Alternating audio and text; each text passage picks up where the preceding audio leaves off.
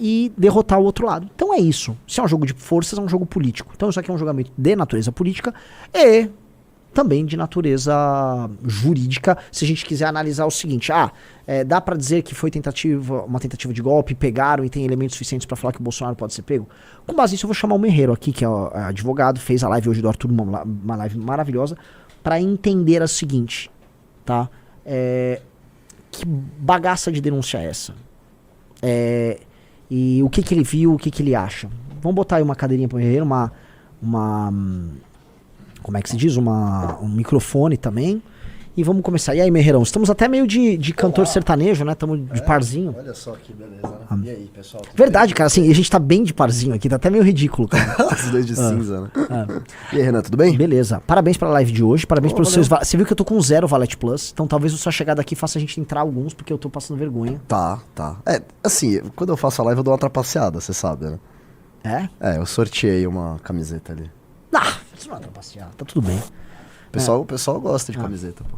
Então, o que eu quero primeiro perguntar pra você, como é que funciona esse trâmite? O PGR, a PGR, né, Procuradoria Geral da República, tá oferecendo uma denúncia. Sim. A denúncia se baseia no quê? É a primeira pergunta. E ela vai ser julgada depois por quem?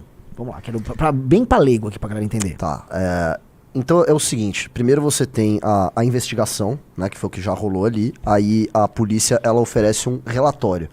A partir desse relatório, a PGR, ela tem a seguinte responsabilidade, ela tem que analisar todas as, não necessariamente provas, às vezes são indícios, né, mas analisar tudo que foi coletado pela polícia e determinar se aquilo são elementos suficientes para ensejar uma ação penal.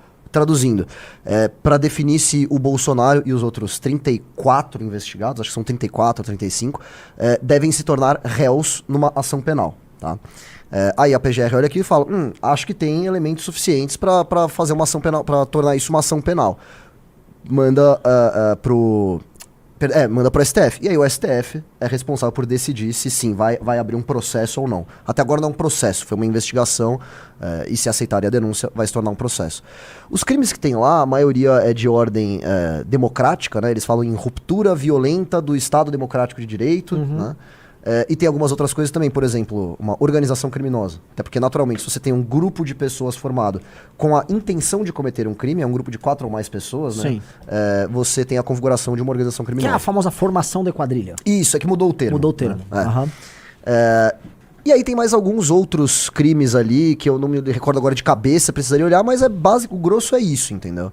E o que eles usaram como elemento? Principalmente as reuniões que o Bolsonaro fez parte, o fato dele ter remetido o documento a minuta do golpe lá, aquela que estava na casa do Felipe G. Martins, pra gente do alto escalão do exército, né? Inclusive outra coisa interessante, que eu até vejo pouca gente falando isso, é que figuram como investigados, né, nessa investigação várias figuras do governo Bolsonaro, então você tem ali ministros e tudo mais, e também membros do exército, do exército, das Forças Armadas. Das Forças Armadas, exatamente. Sim. Isso eu reparei, né? Então, assim, naturalmente, como era um golpe que tinha caráter militar e como houve, isso precisa ser colocado aqui, houve anuência parcial das Forças Armadas, porque a galera falou assim, houve golpe. Olha, a partir do momento que, se eu não me engano, foi o da Aeronáutica ou foi da Marinha? Me corrija, foi o da Marinha, o Garnier. O Garnier da Marinha disse, conte com as minhas tropas. Já tava lá, né? Você está falando que um dos 3 elementos das Forças Armadas topou uma ruptura institucional através de um golpe. Então, assim, não é que o Bolsonaro... As pessoas têm que entender assim... É uma questão lógica. Se o Bolsonaro tivesse dado um golpe, ele não estaria sendo alvo de um processo, não estaria sendo julgado, porque ele teria dado um golpe, entendeu? É igual imaginar assim que o czar e aí a república, ali a época da Rússia, fosse fazer pós-facto, pós-revolução russa, um julgamento do Lenin. Como eles vão julgar o Lenin? Não, Lenin, veja só, você cometeu muitos crimes. Não, eles morreram, eles foram presos, eles foram botados pra correr. Você perdeu, né? Então, se você toma um golpe, você nem tem condições de... né? Então, o lance é você analisar os elementos que levaram à construção de uma tentativa de um golpe. E se você vai punir ou não as pessoas. Esse é o ponto. E aquilo culminou com uma das 3... com um braço das Forças Armadas, que é o do Garnier, tentando, dizendo, vou tentar, vou pra cima. Né?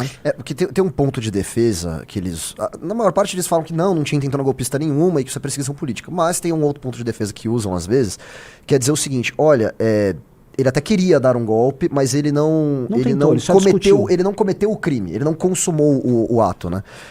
E aí no direito você diz, o ato de planejamento, você não pode ser preso por isso. É como se assim, eu quero matar o Renan, então eu compro a faca, eu dou uma olhada aqui na onde ele rotina anda, dele, por onde ele anda e tal.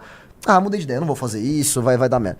Beleza, eu não cometi o crime. Só que nesse caso, o crime foi consumado. Por quê? A tentativa de desestabilizar a ordem democrática por meio de você levantar suspeitas ali sobre o processo eleitoral, e suspeitas infundadas, não eram meros questionamentos, eram tentativas deliberadas de fazer as pessoas, através de mentiras e tudo mais, de fazer as pessoas duvidarem daquele processo, utilização, inclusive, da Polícia Rodoviária Federal para impedir que as pessoas fossem votar, isso também está na denúncia. Então, ok, o crime foi consumado, não foi só meros atos preparatórios. Os atos em si fazem parte de um processo em si que é golpista. Que essa aqui é a discussão. A questão que pode ser discutida pela defesa do Bolsonaro é se, esses atos todos que foram tomados de maneira articulada ao longo de uma timeline de um processo, isso configura ou não configura tentativa? Então, é que não é tentativa.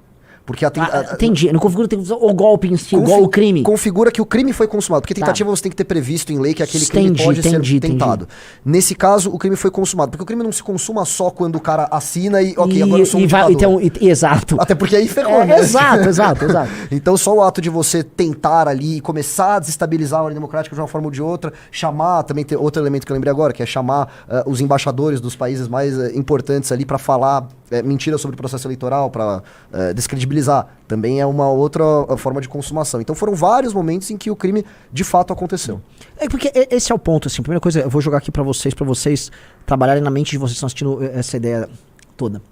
Alguém aqui não acha que foi tentado por parte do Bolsonaro e do entorno dele, eu tô falando dos funcionários mais próximos dele, tô falando pelo que tá demonstrado ali da Michelle, do Eduardo Bolsonaro, porque o Mauro Cid é meio claro ali, né? A participação desse círculo foi bem ativa na consecução de um golpe.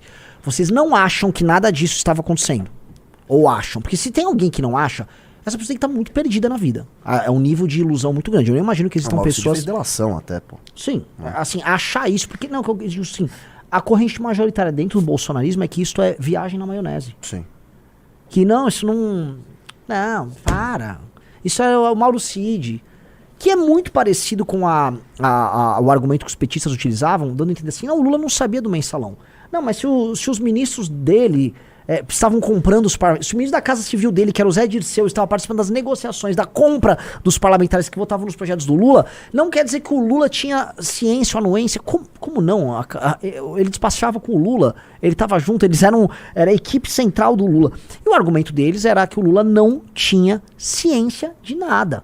Então um bolsonarista hoje vai ligar, o Bolsonaro não sabia, ou ele estava só se consultando. Você sempre traz muito bem a teoria do domínio do fato, que é justamente analisar a ordem de comando e saber até onde você consegue chegar no topo dessa hierarquia para saber se, o presidente dessa organização criminosa fez parte disso ou não. Eles estão chegando à conclusão de que o Bolsonaro naturalmente não só sabia, como participou ativamente desse plano. E aí você vai falar em prova, porque assim, a galera tá se perdendo muito, falando, não, mas o negócio da tentativa de assassinato do Lula, do não sei o quê, porque é uma coisa bizarra, que realmente havia um planejamento pra isso, e não dá pra negar que houve um planejamento disso. E aí, só que ela soa tão absurda e tão bizarra que as pessoas falam, não, calma, isso aqui já deve ser o Xandão exagerando. Mas esse não é o centro da questão, inclusive da própria denúncia. Porque é o centro da questão... Tem um detalhe também. Eu não me lembro agora se na denúncia eles falam especificamente do Bolsonaro participar disso. Como eu falei, são outras 34 pessoas. Né? Então, às vezes, são outros membros ali. Tem membros das Forças Armadas que foi encontrado o plano de matar o Lula, que estão envolvidos naquilo, entendeu? O ponto central era a tentativa de abolição do Estado Democrático de Direito ali. E tem, por exemplo, as reuniões que tem depoimentos... E você também tem conversas que validam os depoimentos que foram dados. Os dados de presença no palácio que teve as reuniões, todos batem. Então, assim, você vai ter elementos que vão pegando os depoimentos, as delações, o material probatório obtido nos celulares, que vão se juntando, todos eles vão criando um todo muito coerente. Do tipo assim, houve a reunião que o Bolsonaro pressiona o general Freire Gomes, que era o chefe do exército, que era o cara que importava para ter o golpe a acontecer. Pois bem, essa reunião aconteceu, é sabido, assim, é factual que houve essa reunião. Então, houve uma reunião, eles estavam presentes no mesmo espaço, no horário colocado, houve a presença do tal do documento da minuta do golpe, o Bolsonaro tinha recebido ela do Felipe G. Martins, ou seja, toda a temporalidade da construção ali, ela é demonstrada, a peça é meio clara nisso aí. Sim, completamente. Assim, que houve uma reunião em que estava na fase final, na ponta do funil, ou seja, eles já tinham colocado os influenciadores para falar que as eleições não funcionaram, já mobilizaram pessoas para ir para frente dos quartéis, ele já tinha falado para os embaixadores que a eleição não funcionava, avisou que minha caneta funciona, ele estava fazendo toda aquela mobilização, os influenciadores dele já estavam tratando disso, o Mauro Cid já estava operando e fazendo o trabalho dele junto às Forças Armadas, aí aquilo culmina na reta final, nessa reunião em que a minuta de um golpe é apresentada para membros das 3 Forças Armadas. Não sei se... Agora minha cabeça não pegou, eu não me lembro se o Garnier já tinha dado ok, o Garnier que era o da Marinha, acho que o Garnier, que ele já tinha dado a anuência, eu tô dentro, que o Freire Gomes vai, ele que é do Exército, que é realmente das 3 Forças Armadas, aqui importa no Brasil é o Exército. Sim. O Freire Gomes vai, e está provado que ele estava lá, que houve a reunião, que a minuta circulou nos grupos nos WhatsApps das pessoas, ou seja, todos os fatos chegam lá, aí chega a delação do Mauro Cid e vem o depoimento do Freire Gomes. E ambos dão conta de que o Bolsonaro fala pra ele, essa aqui é a minuta, vambora, vamos dar o golpe, basicamente vamos dar o golpe, preciso de você pra dar o golpe. E aí o Freire Gomes não topa e avisa ainda depois que se insistir vai prender o Bolsonaro. Que é o que o Freire Gomes... A gente não teve um golpe por causa do Freire Gomes. E aí depois é provado na própria denúncia que o Mauro Cid, né, vai lá e tenta convencer um cara abaixo do Freire Gomes, que já tinha tropas mobilizadas... Pra dar o golpe ali, pra aceitar o golpe do Bolsonaro. Exatamente. Então assim, o cara tentou usar um cara abaixo do Freire Gomes pra dar o golpe. E aí você tem as conversas, você tem tudo. Por muito menos, a gente falou que o Lula sabia do petróleo e do mensalão. Sim. Porra, a gente vai adotar duplo padrão aqui? Mas aí é até cringe usar essa expressão hoje em dia, mas é o negócio do bolsopetismo, né? Que os caras, não importa a quantidade de provas que você exibe e tal. Pô, quantas vezes, como a gente não demonstrou, os pedalinhos ali, o sítio de Atibaia é do Lula, o triplex do Guarujá, naturalmente é do Lula e tal, e os caras continuam falando, sem provas, perseguição política, literalmente os mesmos argumentos que eles estão usando agora. O Nicolas estava dando um discurso, eu reagi a isso hoje na live do Arthur que eu fiz, o Nicolas dando um discurso defendendo o Bolsonaro e várias placas lá atrás falando em perseguição política. E eles vão levar pra esse campo. E o argumento que eles vão usar é o seguinte, que é um bom argumento retórico. Que é o seguinte, vocês estão soltando o Palocci, que participou do Mensalão e do Petrolão, enquanto estão sem provas perseguindo o Bolsonaro. Entendi. Eram os argumentos que o PT usava. Vocês estão prendendo o Lula, mas vê se estão prendendo o PSDB. Que era o argumento que o PT usava. Estão prendendo sem provas o Lula, enquanto o Aécio tá solto. E o helicóptero de cocaína. Era esse só que a direita tá usando os mesmíssimos argumentos da esquerda. A questão é, o Lula tinha ciência e participação no Petrolão, sim ou não? Pelo amor de Deus, isso aconteceu no governo dele, foi a maior escândalo de corrupção da história. Aí os petistas argumentam que não tinha prova porque o Lula, ele não assinou o recebimento de um... Atenção, estou dando vou assinar um recibo que eu recebi um apartamento, uma reforma do apartamento e de um sítio como propina aqui, OAS, tá aqui, tá... Imposto de renda, colocar lá. Assim, é fogo, né, cara? Assim, é fogo. Esse é o argumento dos petistas. O Bolsonaro tá indo nessa linha. Ué, mas o Bolsonaro não apareceu a cavalo com um tanque do lado, na frente do Congresso, pra fechar... Não, e pelo contrário, na verdade, eles ainda estão executando o plano, porque tinha o plano B. Qual que era o plano B? Pô, joga o Bolsonaro lá na Disney... Se der ruim o nosso plano, a gente fala, não, mas eu tava na Disney. E eles estão fazendo isso agora. O Eduardo Bolsonaro postou uma foto falando, onde já se viu golpe com o Bolsonaro na Disney? Aí tava ele com as orelhinhas de Mickey lá. Que não é sobre isso, mas eles ficam usando tática diversionista. Porque o grosso da ação, me corrija, Merreiro, não é sobre dia 8. Não, isso é o de menos. Tem lá depredação de patrimônio tombado, que é o nome do crime. Tá lá na peça. Mas pelo amor de Deus, se eles tirarem isso daí, mal vai mudar na pena do cara. Entendeu? Porque a tentativa de golpe, factualmente, gente, a tentativa de golpe não foi o dia 8. Ela aconteceu no meses que antecedem ali. Que foi novembro e dezembro. Novembro e dezembro tudo isso acontece. E a gente esquece dos absurdos, porque são públicos, né? O menino lá, aquele imbecil do canal Hipócritas, convocando no Congresso Nacional uma revolução com um homem vestido de índio, ele deu data e hora, ele avisa, aí ele tenta organizar uma sublevação, e aí ele foge, porque uma galera é presa, e o índio é preso, que até, soltem o índio, não sei o quê, e ele foge pro Palácio do Planalto, e ele vai fugir pro Palácio do Planalto pra encontrar o Bolsonaro. O mesmo cara que tava no Congresso Nacional convocando uma revolução. Vocês estão esquecendo... Os influenciadores...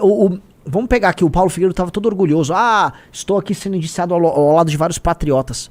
Paulo Figueiredo convocou, usando o microfone da Jovem Pan, pessoas a irem pra frente a pressionarem o Freire Gomes, no momento que o Bolsonaro pressionava o Freire Gomes. Que coincidência, né? Ele até listava quais eram os generais a virarem o voto ali, né? Ele dizia que tinha informações lá de dentro. Por quê? Porque havia uma pressão sobre os generais. E porque então, ele tinha mesmo. Então assim, nada disso aconteceu. Isso tudo é ficção. Quando você vai juntando todos esses elementos, só sendo muito otário, pra que não tem... Foi o que aconteceu. Foi o que aconteceu. Vamos falar. Houve sim. E o Bolsonaro... não digo que ele não conseguiu por pouco. Acho que faltou bastante. Sim. Faltou mais do que os histéricos de esquerda dizem, mas menos do que os bolsonaristas imaginam. Você teve a anuência de uma das Forças Armadas, você tinha gente de dentro do Exército, porque não é que o Exército é monolítico. Dentro do Exército tinha muita gente querendo. Você tinha o Mauro Cid que operava com Goiás, que tinha lá umas forças especiais. Então, não é que o jogo, assim, eles tinham uma maioria que eles precisavam criar, a maioria não estava dada, e eles precisavam criar essa maioria. O contexto foi criado, os atos preparatórios foram todos feitos, então... E não é o fato do cara ter chegado perto ou um pouco mais longe que vai definir o crime em si, né? São os atos que ele cometeu. Ele tentou desestabilizar, ele praticou atos em relação a isso, ele fez as reuniões, ele fez minuta, sim, fez. Mas não estava nem perto de conseguir. Estava perto o suficiente para o crime ter sido consumado, entendeu? Sim. Então, é basicamente, galera, isso. É basicamente isso. Eu acho que... assim, eu queria até entrar em mais coisas. Você viu que saiu, Merreiro, vídeos aí, o Xandão vai jogar o jogo político e vai soltar vídeos dos depoimentos. Eu não vi vídeo não, cara. Então, o Rizzo, você tem aí? Tem microfone? Tem microfone não? Fone pra mim? Fone de ouvido pra ele? Tem aqui. Só vou ter aqui. Por quê? A Tânia Steiner falou, desculpa, mas é um absurdo estado de coisa no Brasil o tema ser golpe. O Brasil cansa demais. Lógico que é. Mas o Bolsonaro, como grande ferramenta do Lula, ele é usado nesses momentos. A questão é que, assim, se ele tivesse sido já usado injustamente, ele não tentou porra nenhuma. É uma coisa. Agora, sim, o lance ele deu a brecha e os inimigos estão usando. No momento mais impopular do Lula, vão usar isso sim. Vão usar. E, infelizmente, a gente tem que falar. Porque é o tema aí e tal. Eu quero falar de outros assuntos, eu quero falar de segurança pública. Que é o tema que importa. Agora, é hoje, mais um outro dia, e depois, quando vier a prisão, a gente fala desse assunto. Não, mas sabe que segurança pública vai deixar de ser um problema no Brasil, né? Quem é o novo presidente da Comissão de Segurança Pública? No Senado? Quem? Flávio Bolsonaro. Você não viu isso? Você não viu isso? E ele ainda postou assim, fecha o cerco contra a bandidagem no Twitter dele, depois foi ele.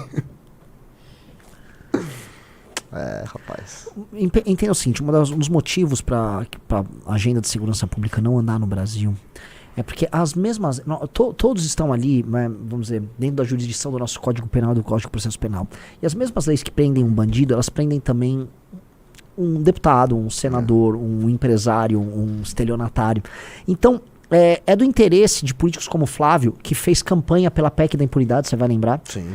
É do interesse dele que, assim, não mude muita coisa, porque senão vai pegar ele e os irmãos ali, calma, cuidado aí. Então, né, aí fechou o cerco.